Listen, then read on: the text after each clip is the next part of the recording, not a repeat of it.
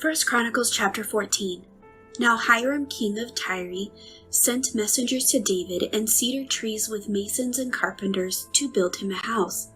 So David knew that the Lord had established him as king over Israel, for his kingdom was highly exalted for the sake of his people Israel. Then David took more wives in Jerusalem, and David begot more sons and daughters. And these are the names of his children whom he had in Jerusalem: Shemua, Shobab, Nathan, Solomon, Ibhar, Elishua, Elpelet, Noga, Nepheg, Japhia, Elishama, Baaliada, and Eliphelet. Now when the Philistines heard that David had been anointed king over all Israel, all the Philistines went up to search for David, and David heard of it and went out against them. Then the Philistines went and made a raid on the valley of Rephaim.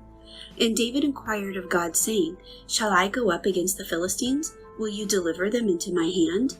And the Lord said to him, Go up, for I will deliver them into your hand. So they went up to Baal Perazim, and David defeated them there. Then David said, God has broken through my enemies by my hand like a breakthrough of water. Therefore they called the name of that place Baal Perazim. And when they left their gods there, David gave a commandment, and they were burned with fire. Then the Philistines once again made a raid on the valley. Therefore David inquired again of God, and God said to him, You shall not go up after them. Circle around them, and come upon them in front of the mulberry trees.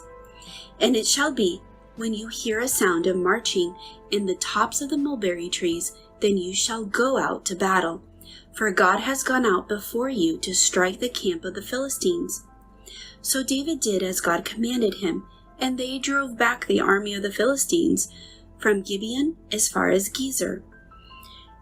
Then the fame of David went out into all lands, and the Lord brought the fear of him upon all nations.